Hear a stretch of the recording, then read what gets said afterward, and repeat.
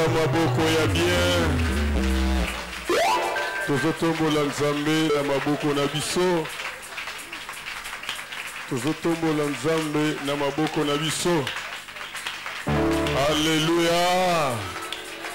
Lobby plus fort, gloire au Seigneur. Plus fort, gloire au Seigneur. 3 fois gloire au Seigneur. Gloire au Seigneur. Gloire au Seigneur. Gloire au Seigneur. Plus fort 3 fois gloire au Seigneur. Gloire au Seigneur. Gloire au Seigneur. Gloire au Seigneur. Alléluia. Amen. Réalisez ce qu'au présent sans âme. Réalise la présence de Dieu. Mets-toi debout, toi qui es assise. Nous voulons écouter la parole. La parole, c'est Dieu lui-même. La louange ne peut pas convertir l'âme de la personne. Ce n'est que la parole qui peut convertir. La parole délivre. La parole bénit. La parole ouvre. La parole appelle à l'existence des choses qui n'existent pas. Réalise la présence de Dieu.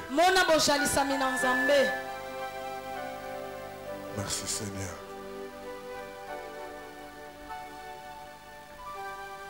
Zala papa ngai mwana. Zala papa ngai mwana. Zala papa ngai mwana. Zala papa ngai mwana. Zala Nzambe nga mosali. Zala Nzambe nga mosali. Zala Nzambe nga mosali. Zala Nzambe nga mosali. Lobali lobanga imabika. Lobali lobanga imabika. Lobali lobanga imabika. Lobali lobanga imabika. Papango ngango yango yo. Papango ngango yango yo. Papango ngango yango yo. Papango ngango yango yo. Papango ngango ekokie. Papango ngango ekokie. Papango ngango ekokie. Papango ngango ekokie. Yahweh sembola loboko. Yahweh sembola loboko. Yahweh sembola loboko. Yahweh sembola loboko. Yebisa Nzamba convaincre motema na yo pona kokita pona kotosa oeza liloba na Nzamba. Yebisa Nzamba disposer motema na yo. Eza momoko très favorable oyo Nzambe akotisaka semence oyo ememaka lobiko, semence oyo ememaka délivrance, semence oyo ememaka conversion, c'est la parole. C'est aussi le moment où le diable ayaka na bolembu, ayaka na ba image ya libanda pona kolongo la concentration ko désorienter afin que lilobe soit placé. Préparez motema na yo tobondeli Nzambe na kombo na Yesu Masiya. Tozo murmurete, tozo chichotete, mais tozo loba. Éternel, tu peux sur le contrôle, il y a Seigneur, je veux que je sois celui qui écoute, soit celui qui prêche.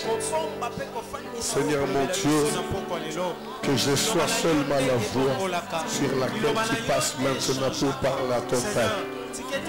Merci Jésus parce que je veux t'écouter.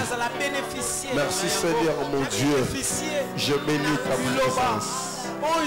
Je bénis ta présence ce soir.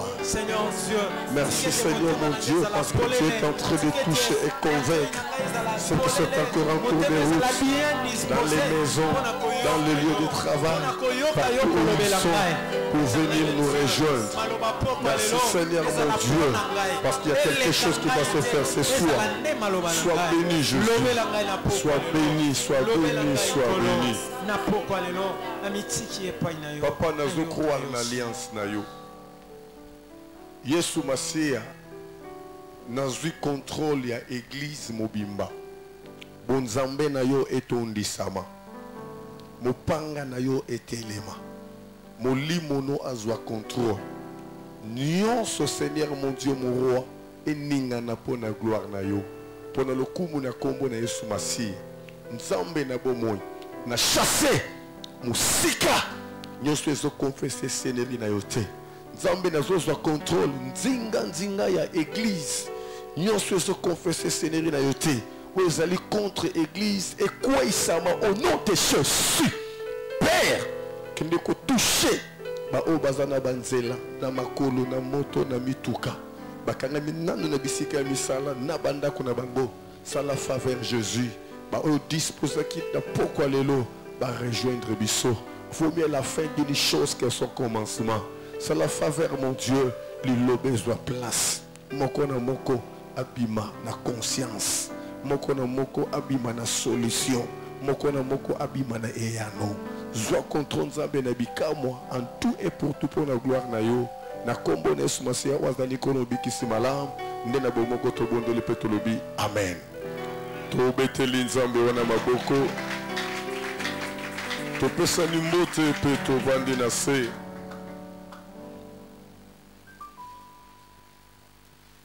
Je bénis ta présence ce soir. Alléluia.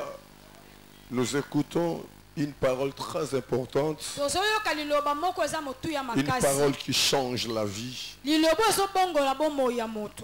parole qui amène la conversion. L'ennemi ne peut jamais aimer cette parole. Jamais, jamais, jamais. Je te bénis parce que tu es victorieux.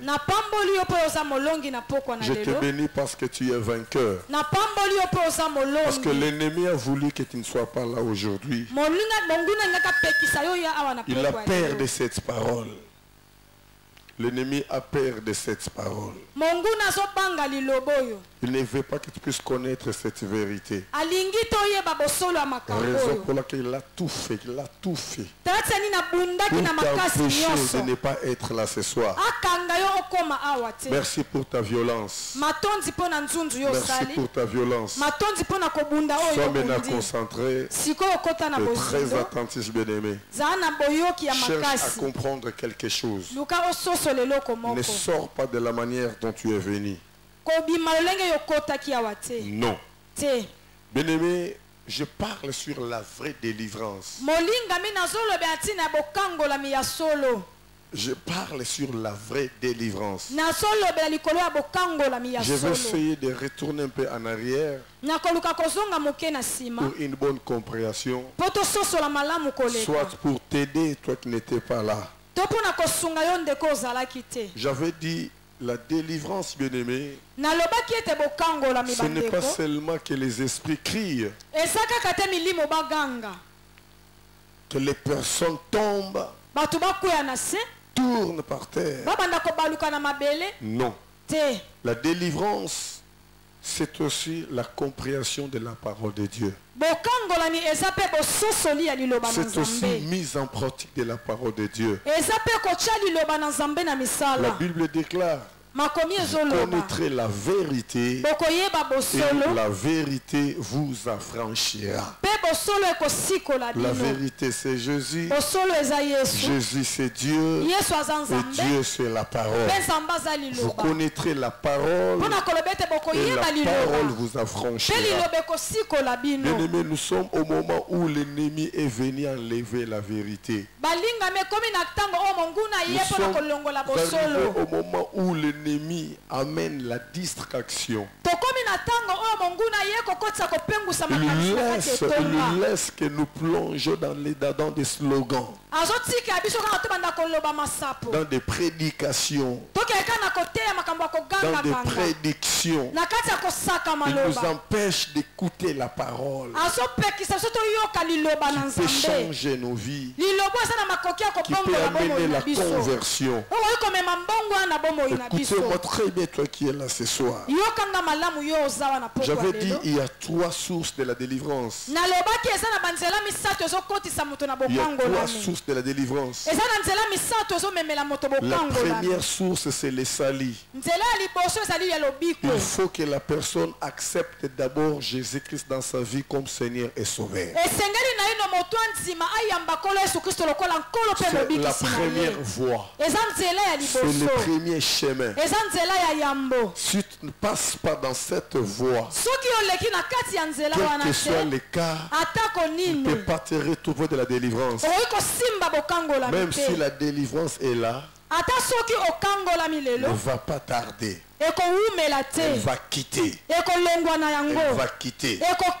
L'Éternel m'avait dit ceci. On peut t'amener une personne qui a perdu la connaissance. Et quand tu vas prier pour cette personne, elle va se retrouver à partir de la puissance que j'ai mise en toi. Mais si la personne se réveille, il faut que tu vérifies si elle m'a accepté dans sa vie comme Seigneur et Sauveur. Si ce n'est pas le cas, la délivrance va partir.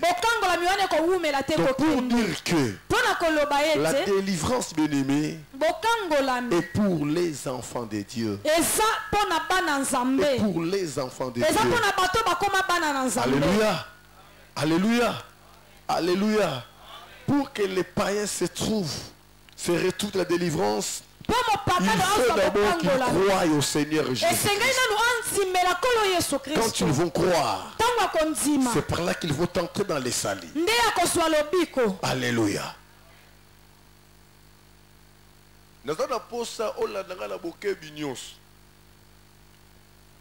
Mateya oyo eza vi na yo mobimba pe ko batela bomoi na yo. Mutu oyo ayambi Jésus-Christ te na bomoi na ye lokola nkolo pe mobikisi na ye.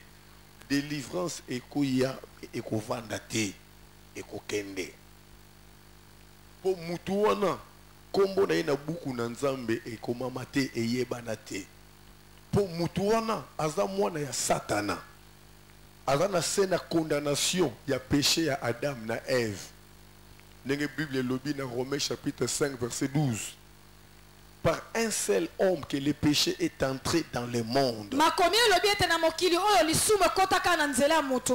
un seul homme. Cet homme c'est Adam. Cet homme c'est Adam. Et la Bible déclare il y a eu la transgression. Il y a eu la transgression, mais pour celui qui n'a pas péché, à cause de ce péché d'Adam, ce péché de l'ennemi, quitte rien qu'à la personne qui a reçu Jésus-Christ dans sa vie comme Seigneur et Sauveur. Quand la personne reçoit Jésus, il reçoit maintenant le pouvoir de quitter l'enfant de Satan et de devenir enfant de Dieu. Comme déclare la Bible dans Jean chapitre 1 verset 12. À tous qui l'ont reçu, à tous qui croient à son nom, il leur a donné le pouvoir de devenir enfant de Dieu. Alléluia. Alléluia. Alléluia. Après avoir reçu Jésus-Christ dans sa vie, c'est seulement l'esprit qui transforme, l'esprit qui change. L'âme reste la même. L'âme reste la même. Or que l'âme bien-aimée, c'est le siège de la passion. C'est le siège de la passion. Deuxième phase maintenant, il faut que la personne passe à la repentance et la conversion. C'est la deuxième voie de la délivrance. eza nzela ya mibale ezopesa moto C'est la deuxième voie de la délivrance. eza nzela ya mibale ya bokangolami. Tu étais malade.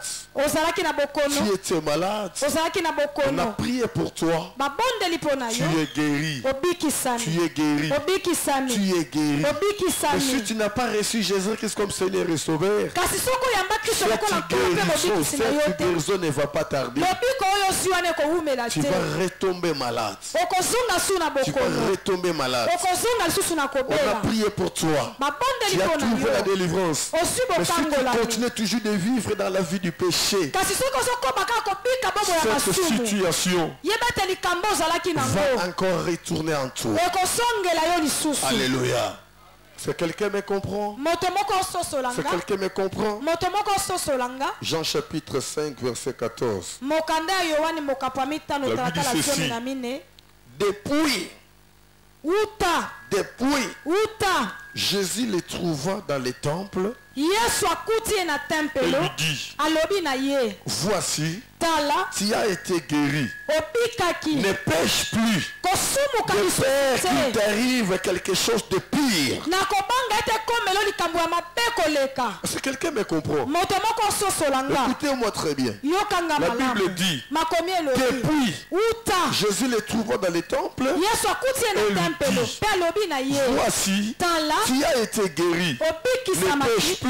kosumuka De peur lisusu qu'il te t'arrive quelque chose de pire. na kobanga ete komelo lisusu ya mabe koleka. Là, Jésus parle à cet homme qui était malade depuis 38 ans d'âge dans la piscine de awa yesu Bethesda. azolobela moto abela mibu tuku misato na Cet homme a mwambe. eu la délivrance. moto oyo azwaki Cet lobiko. homme a eu la délivrance. moto Après akangolamaki quelques temps, nsima na mwa il se fait batango rencontrer avec Jésus-Christ dans les temples. akutani na yesu Et na Jésus tempelo. s'est souvenu de cet homme. yesu akokanisa moto oyo abikisa On lui a rappelé, ayebi na voici tu kosutukisa as ye été guéri. alobi tala yo ozwaki Voici lobiko tu as été guéri. yo ozwaki lobiko Alléluia.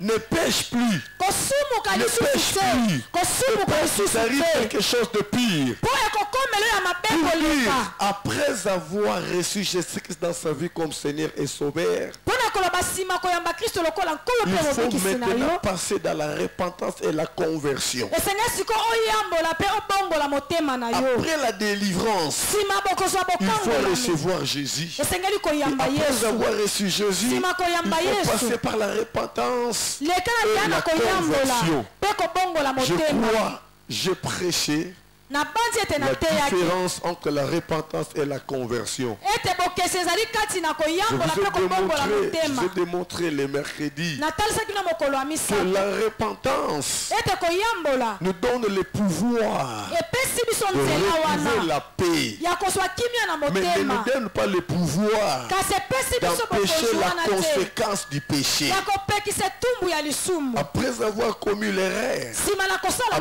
mbeba avoir tombé dans le péché, nsima na kokwea na lisumu il y a eu la culpabilité.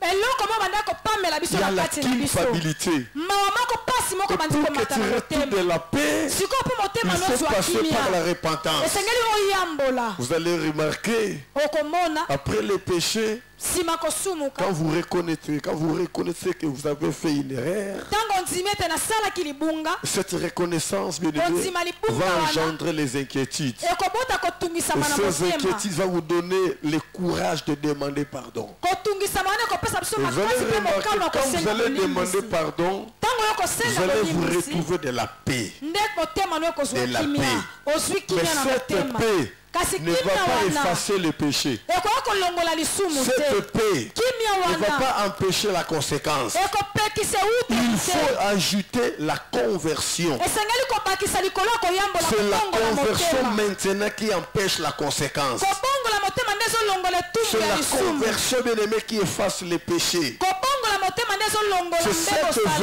vérité que l'ennemi nous a cachée au sein de l'église. bosolo oyo nde diabolo abombango na Dans kati l'église, etonga bien aimé, nous nous limitons que dans la repentance. na etonga na nzambe tosukaka kaka na Nous nous limitons que koyambola dans la repentance. tozosuka kaka na kosenga Or, bolimbisi il y a un danger. nzoka likama ezali L'apôtre Paul dit toma paulo dans alobi Actes chapitre 3 verset 19, misala ya batoma mokapo ya misato Repentez-vous. alobi boyambola repentez-vous boyambola et convertissez-vous mpe que vos péchés soient effacés. J'avais bien expliqué. C'était là joue un rôle très capital. C'était là joue un rôle, bien aimé, très important. Il est là pour unir des choses. Si tu enlèves la conversion, les péchés ne seront pas effacés. Il faut la conversion après la repentance. Alléluia. N'habitez ceux qui n'ont pas été en église. Bien aimé, koyeba kososola liloba et bangisa Satan. Yamoni Satan azalaka abanga na yeba prière na bisote, mais abanga kande connaissance ya parole. So baté jour ya prière, bato bakoyebele Satan okipete. Mais so baté jour ya enseignement, Satan ko landela bato ba yate. Azana posa bato bazwa boyebite. Azana posa bato batika na kat na ignorance. La Bible déclare, Osée 4:6, mon peuple est mère. Mon peuple meurt par faute de connaissance. Mon peuple est détruit par faute de connaissance. Landanga lisusu, nazo le capage, oizali makambo to sola ki na bino mercredi. Est-ce que mutumoko azo yokanga? Nzamba boma mboka mobimba ya Noé. Multitude ya bato bakufa na mai. Abiki seka 8 personnes na nzele libota moko. Abiki si Noé na mwasi na ye bana na Noé misatu na basi na bango. N'ébite pourquoi bana wana misatu babota kite na moment wana. Bana misatu bako bala jamais nzela moko. Ça c'est sûr. Il faut après 2 ans, après 5 ans, après 10 ans. Mais comment bango nyonso babota quitté? C'est sur Noé. A monaki que ceux qui bana wana baboti bakozala bana ya Noé te me bakoko ya Noé. C'est fort possible balanda lokolo ya Noé te. Et qu'on risquait pas à l'emporter na mbula. A garda ki bango ba stérile. Et tant que mbule beta ki Noé a permettre mokil mobimbe kufa. A sauver ka libota ya Noé. Noé bota ki bana misatu. Sem, Chaf, na Jafet. Et bango misatu babala ki, mais babota kite. Bana misatu na basi na bango 6, Noé. Na monsi na ça fait 8. Le belanga mena bien. Ne 8 personnes kande babika ki. Ne vous en faites pas, bien-aimés. La plénitude de l'église, bien-aimé, ne démontre pas la sainteté de l'église. Il peut y avoir une foule au sein de l'église, mais il y a seulement 2 personnes qui touchent le cœur de Dieu. Quand on donne un enseignement, il y a de cela que le Seigneur parle directement. Il y a de cela que l'Éternel parle officiellement. Alors je veux que tu m'écoutes vraiment avec une attention.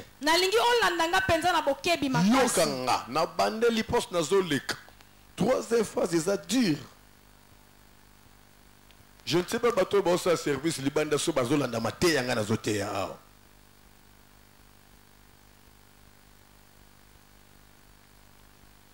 La chose la plus importante dans la vie chrétienne, c'est d'accepter Jésus-Christ dans sa vie comme Seigneur et Sauveur. Tu peux tout faire. Mais si tu n'as pas reçu Jésus-Christ dans ta vie, tu es considéré comme un païen. La prière d'un païen ne peut pas être exaucée.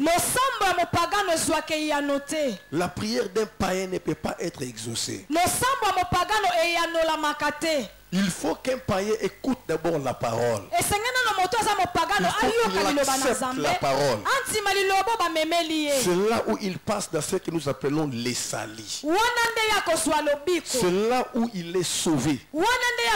Comme a déclaré Paul dans Romains chapitre 10 verset 9. Si tu confesses de ta bouche Seigneur Jésus, si tu crois dans ton cœur que Dieu l'a ressuscité des morts, tu seras sauvé. C'est là que tu deviens maintenant enfant de Dieu. C'est par là que l'oreille de l'Éternel est restée maintenant ouverte pour t'écouter. L'Éternel ne peut jamais écouter un païen. Un païen ne peut pas hériter les royaumes des cieux. Souvenez-vous de ce que Christ avait parlé avec Nicodème. Dans Jean chapitre 3 verset 3-7.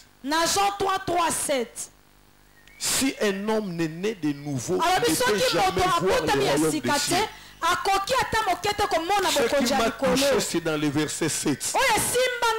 Jésus a dit, ne t'étonne pas si je te dis, il faut que vous naissiez de nouveau. Là,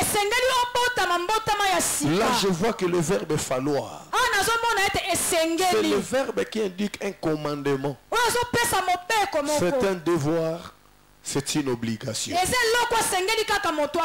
Avant toutes choses, bien-aimés, il faut passer par les salis. Il faut accepter Jésus-Christ dans sa vie comme Seigneur et Sauveur. Là, tu es devenu enfant de Dieu. Mais ce salis, bien-aimé, ne peut pas enlever ta cupidité. Ne peut pas enlever ton ivrognerie.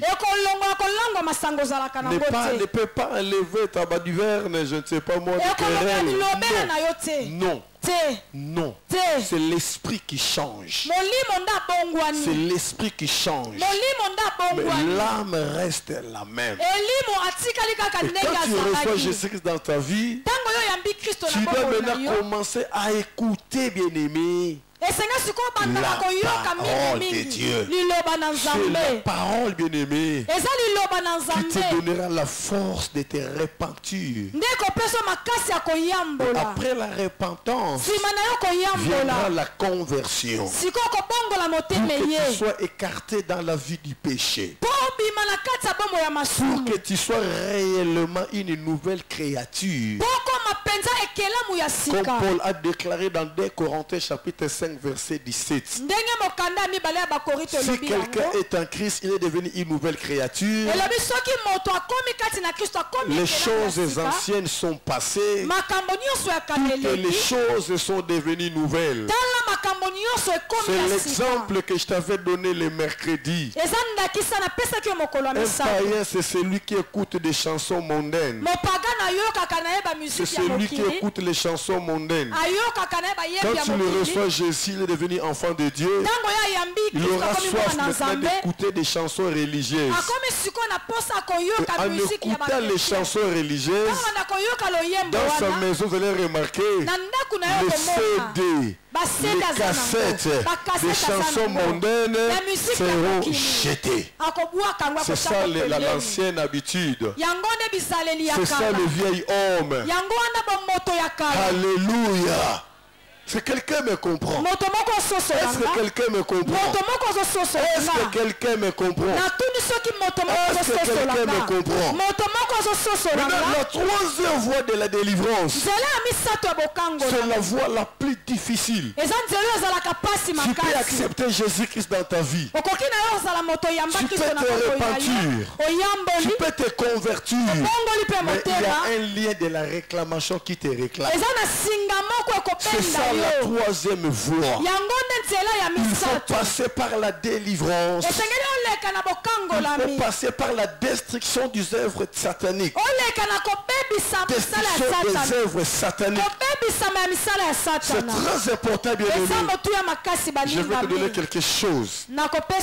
Jean chapitre 11. Jean chapitre 11. Verset 39.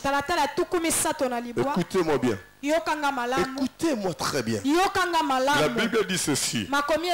Jésus dit, Yesu alobi. ôtez la pierre. Bolongola libanga. Marthe, la sœur du mort, Malata ozalaki ndeko ya moto akufaki alobi. Seigneur, Kolo. il sent déjà. Asi Car il y alumbi. a 4 jours qu'il est là. Poleki mikolo mine ekekundaki ye. Yesu alobi na Ne ye. t'ai-je pas dit Na yebisaki yo tu te. crois? Ete soki à la ozali. gloire de Dieu?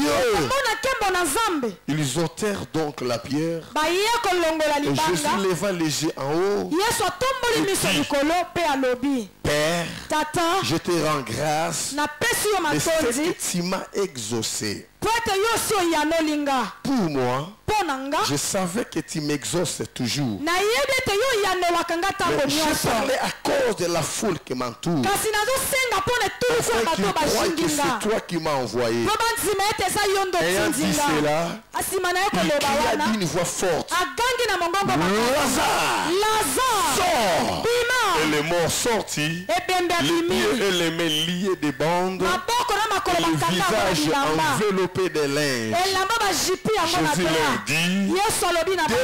déliez-les, Bofongola ye. laissez-les Mpo aller. botika ye akende. Bien aimé, écoutez-moi très bien. Olinga miyokanga Le malamu. salut, c'est ton devoir. Lobiko eza La nzela osengeli repentance, c'est yokoleka. ton devoir. Koyamba oza mosala La esengeli conversion, osala. c'est ton devoir. Kobongola motema Mais eza la kokufa na destruction yo. des œuvres sataniques, Kasi kobebisa c'est misala ya satana. maintenant le devoir Ekomi sikoyo des envoyés de mokufa l'éternel. ya bato nzambe Des atinda. envoyés de Ya l'éternel. batindami na nzambe. Si tu es né d'une famille, si tu es né d'une famille Soki obotama na libota moko. dont il n'y a pas la sorcellerie, Oyo aza na kindoki te. il n'y a pas la condamnation, Oyo etumbu il ezalaka n'y a nango pas la te. réclamation, Oyo kobendama tu peux ezalaka t'en te. sortir, bien-aimé, Okoki na okokende liboso. avec ces 2 voies de la délivrance. Na bamakambo mibale totangi ezopesa Le lobiko. salut, Kobiki la lobiko. repentance et la conversion. Koyambola mpe kobongola Ta vie va motema. changer. Bomoni Tout va ekobongwana. redevenir normal. Nyonso kotambola ndenge Mais c'est esengeli. difficile Kasi ekozala pasi de makasi trouver une personne ya kokuta qui est née motu. dans une famille dont il n'y a pas la sorcellerie, il n'y a pas la réclamation. Oyo na libota nata ndoki moko Surtout asate. chez nous les Bantous. Mingi epa na biso Même bato si les moyindo. parents n'ont pas de problème. Ata soki baboti bayebi na bango Mais likambo nos te. aïeux, Kasi bakoko ya bakoko na nos biso. aïeux Bakoko ont na toujours des biso. problèmes. Bazalaka na makambo Comme basala. cette punition Lokola etumbu nous wana. suit bien-aimés jusqu'à 4e génération, Ezolanda sosi na ekitani na raison bokutani pour ya laquelle nous minei. sommes toujours tombés. Tati ali dans ce piège. tokuyaka ntango nyonso na mitambo. La 3e voie de la délivrance, nzela ya c'est misato ya la destruction kokambolami. des œuvres sataniques. Eza kobebisama ya C'est misala la ya destruction satana. des œuvres sataniques. Kobebisama ya misala ya satana. Tu vas remarquer que tu as reçu Jésus dans ta vie. okomona ete oyamba yesu Tu na es bomoi passé na par la yo. repentance. oleki na nzela ya par la koyambola. conversion. obongoli Tu as donné ta motema. vie à Jésus. opesa yesu bomoi Tu na yo. pratiques de bonnes œuvres. osalaka misala ya Tu malamu. pries ton Dieu. obondelaka Tu nzambe sers na ton yo. Dieu. Mais osalelaka tu vas nzambe remarquer qu'il y na a yo. toujours quelque chose qui ne va pas. kasi okomona ezaka eloko Bien-aimé, moko c'est la etambolaka force de te. la réclamation. eza makasi ya C'est la force kobendama. de la réclamation. makasi ya C'est la kobendama. force de la réclamation. makasi ya On ne peut kobendama. pas jouer avec la réclamation. oyi kosaka Parce que na la kobendama réclamation te. se trouve dans le sang. mpo kobendama ezaka La te na kati ya réclamation se makila. trouve dans le sang. kobendama efandi na kati ya makila. Personne ne peut se réveiller moto moko ta kolamuka s'il n'a motongo. pas écouté soki quelque ayokaki chose qui l'a te fait réveiller. eloko moko sutukisi ye. Jésus-Christ, pardon, Lazare était mort. lazaro Quand akufaki. Jésus avait crié, Lazare, ntango nyonso akangi Lazare, Lazare, lazare il a écouté la voix. oyoki mongongo ya C'était le yesu. sali. ezalaki lobiko. C'était le sali. lobiko nde eyaki. C'était le sali. lobiko nde eyaki. C'était le sali. ezalaki lobiko. C'était le sali. ezalaki Quand il a fait l'exercice ntango de asali sortir dans le tombeau, c'était la conversion. C'était la conversion. Mais il était toujours lié. Il était toujours lié. Personne n'a fait sortir bien-aimé. C'est lui-même qui avait écouté. C'est lui-même qui était sorti. Mais pour qu'il soit délié, il faut lier le serviteur. Il faut lier le disciple. C'est ça, bien-aimé, la réclamation. C'est ça la réclamation. C'est ça la réclamation. C'est là où se trouve un problème. Bien-aimé, je pleure aujourd'hui. Je pleure aujourd'hui. Il y a des chrétiens qui disent Nasala Susunini, Natiki Nyonso, Napesi Vidange Panzambe, Natika A, Natika B, Natika T, na Z, mais Makambu Nangezo Marchete. Oui, bien-aimé, au salut de voir, il y a deux voix. Mais tu as les troisième voix, il y a une réclamation. Il y a une réclamation. Il y a une réclamation. Même les serviteurs de Dieu sont réclamés. D'ailleurs, même Pierre, qui passait la nuit ensemble avec Jésus, il a été réclamé. Il a été réclamé. Bien-aimé, un conseil que je peux te dire, il ne faut jamais rire celui qui est tombé. Il ne faut jamais critiquer celui qui est tombé. Peut-être que c'est une force de la réclamation. Il faut peut-être prier pour lui. Prier pour lui. Parce que la réclamation a une force. Ça ne passe pas dans la facilité. Ça ne passe pas dans la facilité.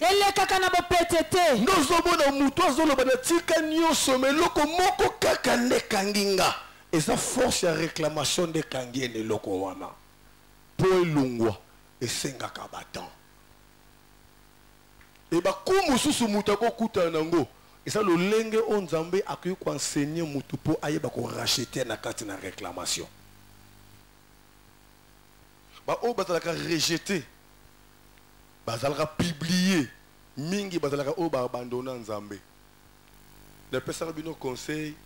Beaucoup takana ba critique basala nzambe te. Beaucoup takana critique basala nzambe te. Pour yoko critiquer ye. Ne siko zomona ye. Nzambe sa zwa ye. Ataye ne sika mosusu. Et tant que ne sika wana nzamba sa ni a frappé yo. Namona ki mosali moko. Azaki na problème autre série. Nga Ernest Mungu. Toyeba na eboete.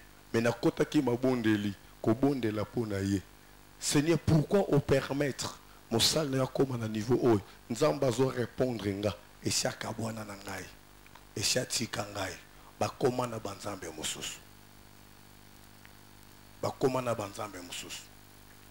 Tovanda ki na ma master tozo discerner. C'était hier le matin. Lobi na Tongo.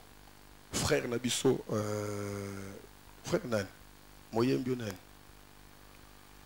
Michel Bakenda. Michel Bakenda zolela. Alobi nzambe. Lelo. Nayoki soni. Et mukile zo seka na soni. Nzokande soni wana. Ezande leçon oyo pesinga. Nzambe neza ko assurer yo que na comprendre les soins. Vous comprenez maintenant? Vous comprenez maintenant? Donc à comprendre à une leçon na acte moko boya salaki. Mais combien bazo finge lelo? Combien bazo critiquer lelo? Est-ce que vous comprenez nga? Mais asana oboko nan. On ne joue pas avec la réclamation. C'est la force du sang.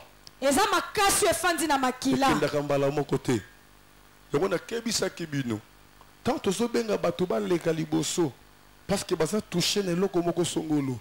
Vous allez remarquer il y a plusieurs personnes chaque jour ba lekaka non, c'est normal ba leka chaque jour. Parce que chaque jour il y a toujours une réclamation. Et quand la personne reconnaît quelque chose, bien aimé, jusqu'à ce qu'il y aura un jour, nous avons lié à réclamation pour nous délivrance parfaitement. Nous qui sommes forts, nous devons supporter la faiblesse de ceux qui ne le sont pas.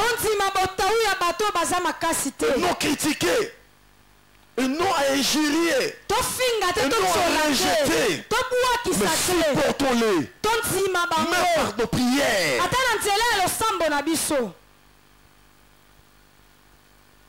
Nandaki mosali moko nzambe na YouTube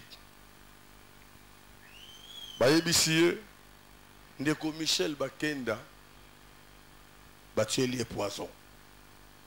Est-ce que kobonde la pona yete mosali wana lobi na kobonde la pona yete au contraire nga na sepeli po poison wana ekotalisa biso si réellement za mosali nzambe. Parce que Bible lobi ba oya ye ata batieli bango ba poison ekoboma bango te. Ngabi mais c'est faux. C'est faux. Pour Bible pe lobi ba oya ye ata bakokanga bango ba banga te na oyo bakoloba. Mais mukolo bakanga Paul na mukolo palo mukolo bakanga Pierre na prison Bible lobi église etika kité ko bonde la po na Pierre.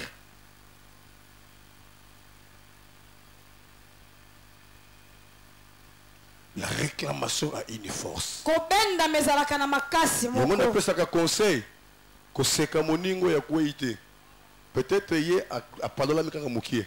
Mais ningo yoko kuela. Peut-être yoko buka na lokolo. Yoko buka na kingo. Le comportement de l'église aujourd'hui, c'est comme si c'est une église de païens. Vous allez remarquer, Benemi n'a qu'à une église, Songi n'a qu'à une église, Chichotuma n'a qu'à une église. Mais où se trouve l'amour? Nous ne pouvons pas voir le même caractère. Nous ne pouvons pas voir le même caractère. Il faut que nous ayons cet esprit, ce cœur de supporter la faiblesse des autres.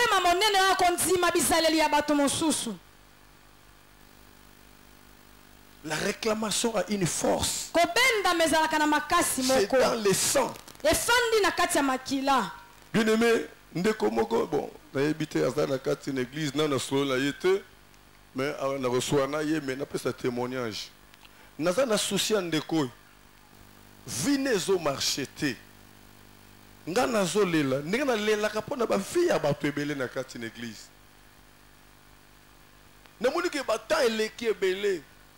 Combien des années nous avons un changement? Nayebi que papa a botaye azana misala mabe nayebi mais likamako kamwa pendant que nazo lela pona ye nzamba oloba nanga bien sûr papa botaye azana misala mabe mais vi bazo mene euti papa pate euti na maloba ya mama mama déclara pona ba na ye bakoki kozala musika na yete mama loba maloba e maloba wana ebima na nguya pe ekanga bana na ye. T'as la force et la réclamation. Moto ayambi Jésus apé si vie panzambe mais réclamation ya maloba ya mama ekangi. Bien aimé, la Bible déclare nous connaissons en partie, nous prophétisons en partie. Raison pour laquelle Christ nous conseille. Dans Luc chapitre 18 verset 1. La Bible dit. Alléluia. Alléluia. Ne vous étonnez pas que je vous dis qu'il faut toujours prier. Il faut toujours prier. Il faut toujours prier. Elle ne peut se relâcher. Elle ne peut se relâcher. La prière n'a pas du repos. Il faut toujours que nous soyons toujours dans la prière. Parce que ceux qui nous réclament, bien aimés, nous ne connaissons pas. Nous ne connaissons pas. Ceux qui nous combattent font des sacrifices plus que ce que nous faisons. Peut-être ils dorment pas toute leur vie. La force de la réclamation. La force de la réclamation. La force de la réclamation. Biso babantu. Lokola toyambi Jésus-Christ na bomo ina biso. Lokola nkolo mobekisi. Toza condamné. Tope sa vie na biso libela. Poto yebi o esalema na bokoko na biso te. Na barabino ba musubu wana chance. Bomona bakoko na bino. Nga Ernest Mongo atako moko na mona ete. baboti ya baboti nanga ata moko na mona bangote na yebi vie na bangote na yebi histoire na bangote.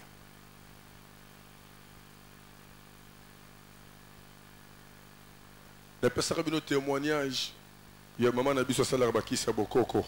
Maman na nikomona. Maman Bi José. A traité kabaka ya ndenge na ndenge. Mais et comme na kamoko tanga zo traité yango amoni ba manifestation ya malamu te alobi non non non non non non. Ndenge na traité la kabaka oh c'est comme si ça na makambo batami. Il faut na benga Ernest. Ba bengi ngai. Na keti na cabinet naï. A expliqué ngalobi na traité ka malade mais niveau na moneli et esprit tant na bonde li bien aimé na déclarer esprit manifesté na bundi na esprit wana likamba ko kamo esprit zo réclamer ni koko na ye asalaka ni ayibaka pilipili na bilanga pilipili ya pilipili na bilanga et pilipili wana nde balakela kaya mabe parce que wanganaka balakela kaya mabe bande comme sous baby histoire oyo eza ko beta lisolo te pour eza histoire ya passe mais faut n'expliquer par rapport à thème na zote ya yo eza na ndeko moko lelo abotama normal mais se retrouve infirme. Pourquoi? Pour maman na ya ko sakazem kolo zemi alobi ke eza zemi nanga mama kabize e kolo zemi alobi soki aza mwana oyo ngai na boti te akende a réussir mais soki aza mwana oyo nga quel que soit le cas il faut asuka na déformation ba signer a déclarer maloba mwana botami normal. Après quelques temps, complication y moi n'a pas de déformation. Tilelo. Réclamation de la force ya makila. Bien aimé, keba na ba critique. Alors que Satan dans ma casse, a dit que le salaire du péché c'est la mort. Mais la mort ne peut pas seulement être la mort physique. La mort peut aussi être la mort spirituelle. Mais la mort spirituelle entraîne la destruction, entraîne la mort physique. Comme le péché c'est la mort. Pour que diable a joyeux, il faut exciter dans les soum. Et ce que Monique au long de l'issoum, il faut tindre l'homme mutu moko tana image ya songi songi. Kapo otonga. Est-ce que vous comprenez nga? Vous avez un problème te. Vous avez ça contrôle dans Zambé. Le ko la kamoninga wana yeke na lisolo ya pamba. O kotika na lisolo no salenine. O soit na piège. Yango na terre ka église matoi respecter yango. Ko tandango libosa bibebu nyonso te. Zana bibebu mususu. Soko pesa yango litoi et détruire vie na yo. C'est ça le combat spirituel. La réclamation a une force. O yambi Jésus. O tiki vi ya masum. O pesi vi no panzam. Mozo mona clarté. Yaya ko lemba te. Continuer ko umela na mabonde li. Et ça la réclamation moko. Peut-être nzamba ko révéler après 20 ans. Peut-être nzamba ko révéler après 50 ans. Souvenez-vous de ce papa. Papa Oyo, azalaki professeur na université, azalaki na ONG, ya côté Kamituka. Nyonso bande ko marché normal na vie ya Papa Oyo. Tant qu'on a 50 ans d'âge, nde a remarqué que makambo nyonso est bébé. Abande ko sembele l'église kimbangiste. Asali nyonso esengeli ya sala. Mukolo landaki nga na télévision, abi non. Il faut na luka mwana mobali oyo bien aimé tango yeko lukanga to koti na mabonde li nzamba oloba nini nzamba zoloba que famille epesaka ye bozwi po asunga libota mais bozwi famille epesa ye bakatelaka ye âge ya 50 ans. T'as la force et la réclamation. Tangu kaka kokisi 50 ans. Réclamation. Et bandi ko benda. Et bandi ko botola.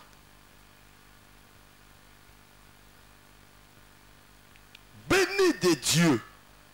Tokoki kolemba prière te. Même si ma kambezo marche te. Et ça dans ma kambezo réclamé biso. Et outi musika toyebi te. Ne peut pas dire témoignage à moi sur le Petro Congo.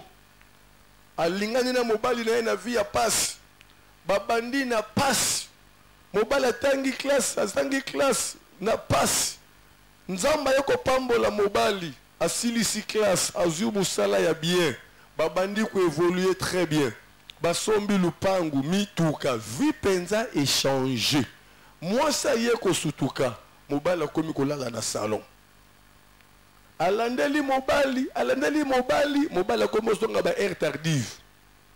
Abadi ko menacer mobali, ko compliquer mobali akomi ko découcher. Jusqu'à ce que mobali ke ko linga libanda ayaka susunanda côté. Akoma ko suka na portail ya klaxonner. Bana babimi apesi mbongo aleki.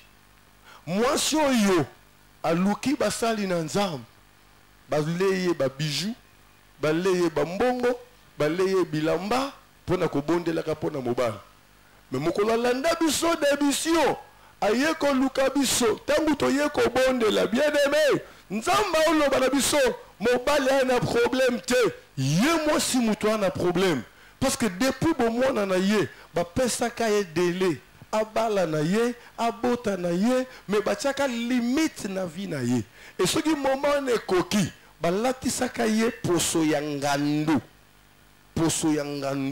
sikoyo mobali akomi kosentir soki aza na mwasi aosentir aza à l'aise te donc manifestation ya ngando ezokomanifeste kati na mwasi yango nde esali ke ekimisa mobali kozanga révélation olie mwasi aluka délivrance na ye réclamation elongwa image ya ngando elongwa po mobali amona ye mwasi normal yaza na révélation te azolukaka na ye délivrance ya nani ya mobali tala esika révélation eza na motuya na vie ya Christ. Tu ne peux pas abandonner la voie de la prière. Le diable est très malin. Lancer piège katinayo. La première chose, il faut éloigner yo na église, soit akabola yo na esika oyo ayebi ke délivrance ko luka yo. Il faut créer lokomoko pour attirer yo distance. Et yo yebate, wana semence ya envoûtement c'est commis. Semence ya envoûtement c'est commis. Tango zo pesa ba raison, okozo ko s'éloigner, yazo bongisa ndobo na ye. Tango mona sko contact pende 4 années, siko pena vie de tikal ale. Ah, ndobo. Eza misala ya Satan. Na kati na musala oyo to mona expérience. Yango na témoignaki liwa ya mwana na ngai Shiko Pululu. Diable a longola quelque chose pour ayeba ko yambola te, ayeba ko loba te. Et sa maman avait quand même la sensibilité. Le dernier jour, elle parle avec son enfant. Je te vois pas bien.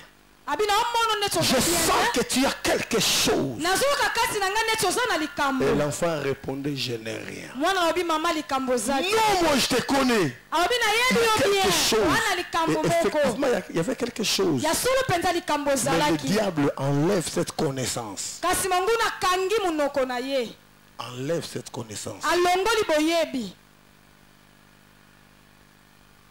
Nous sommes dans le bac de Dieu, nous avons la monnaie de l'autre. Aya ko témoigner dimanche.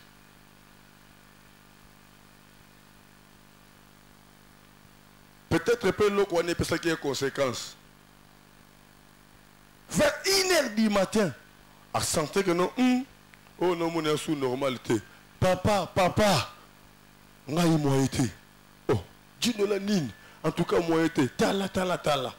na 1h du matin nazwa voiture pesanga adresse ndako tina ndako na ye na kuti pena mutu o senti kazo kende.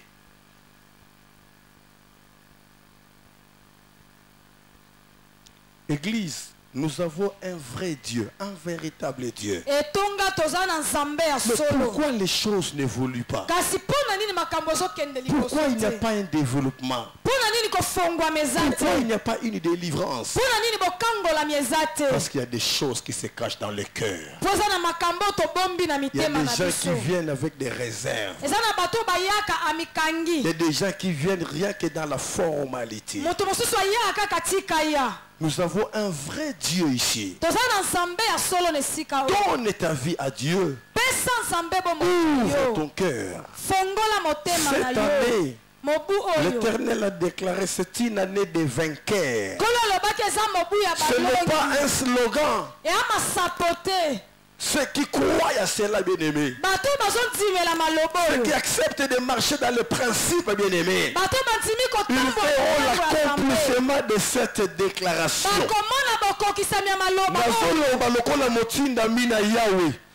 Je sens l'onction qui monte dans mon cœur. Il y a plusieurs personnes parmi nous aujourd'hui. Il ne faut pas traverser le mois de juin avec l'état où ils sont maintenant. Année oyo nzamba zo changer histoire ya ba vie ya batu na kati na église. Yo oyaka na formalité na ba réserve okosutuka.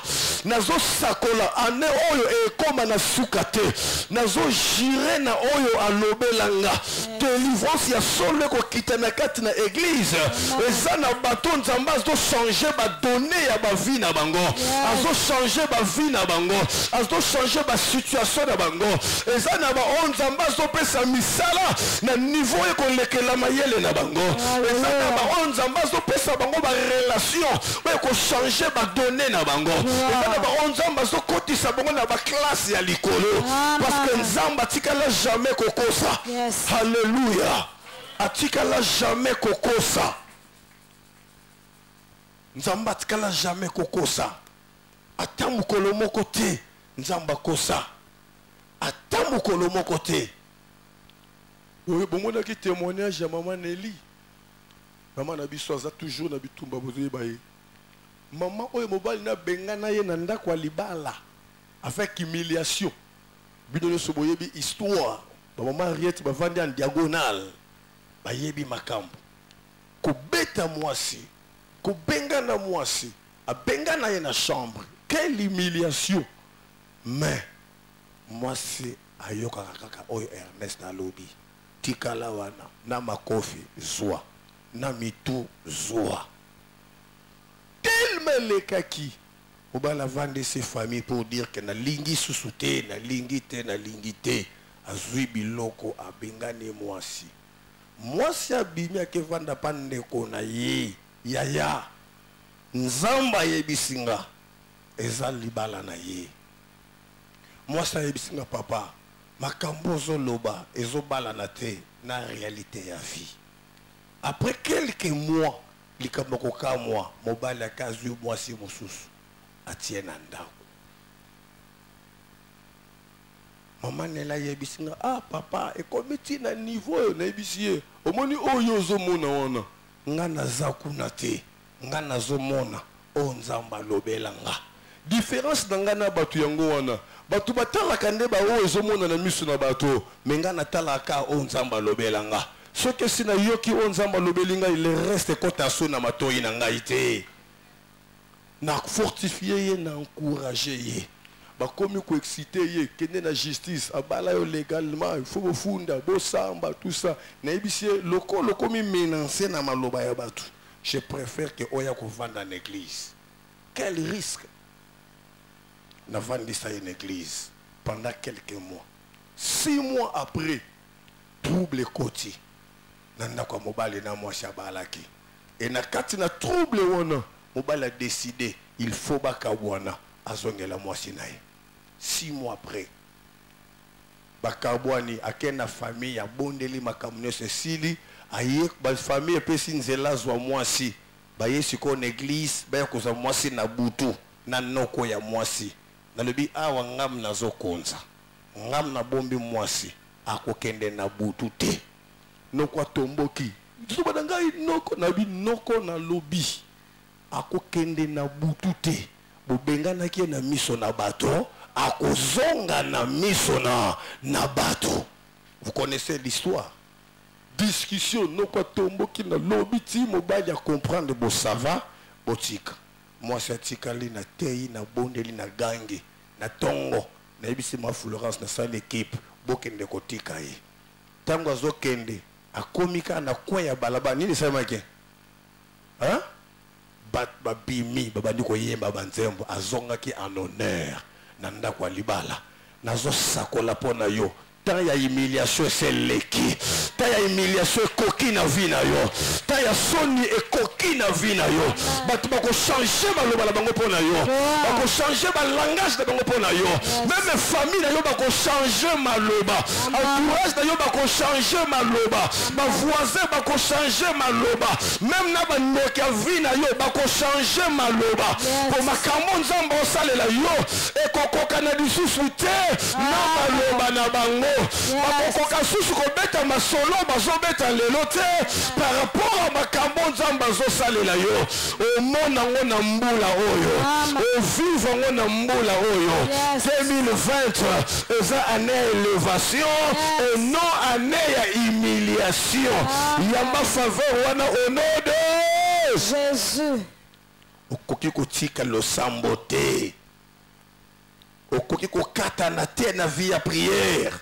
Il y a force à réclamation na yote pour que je clôture bien aimé. Le pasteur qui me témoignage, il y a un jeune frère Koufa qui joueur munene abande ko promettre na bosani kombo na ye. Baso semble une église na ye, na sœur na ye, na maman na ye. Dans la jeu à diable. La première chose à longo les joueurs wana. A jouer sous l'église était n'a pas raison na ye.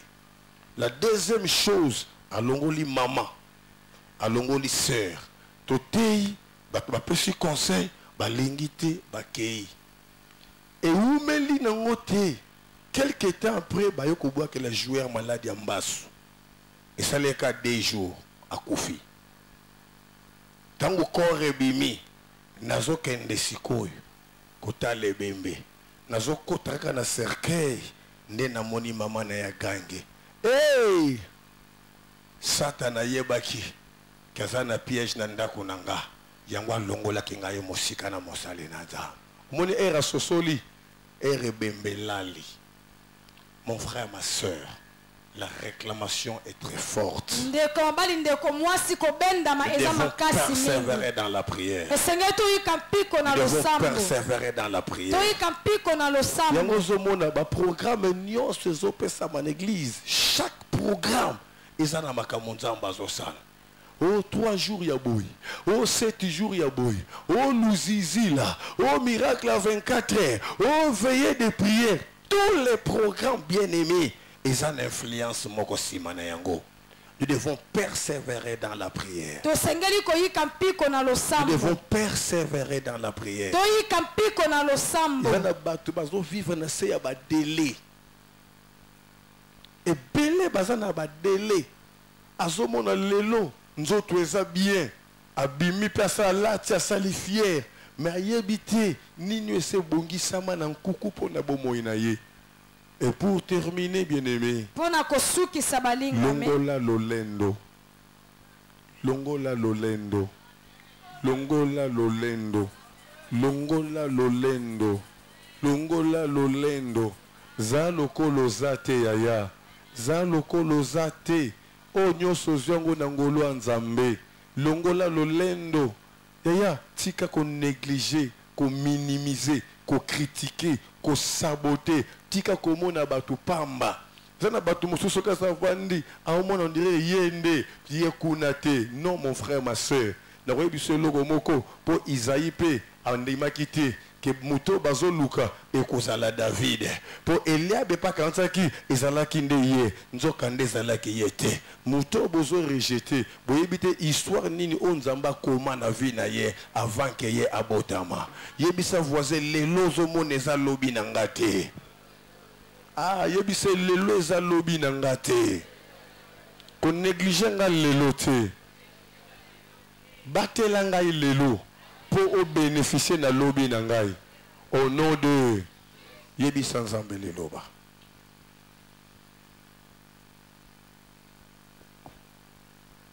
yebisa vraiment nzambe leloba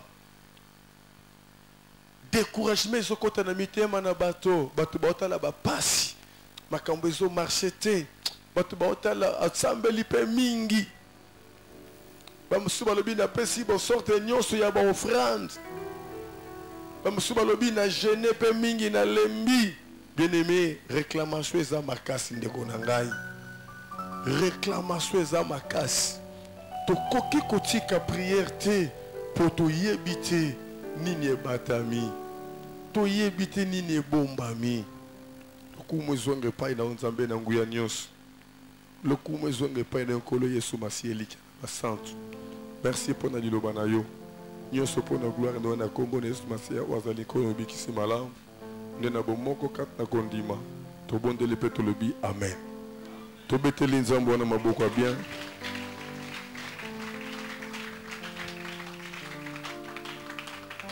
liloba nzambe yango wana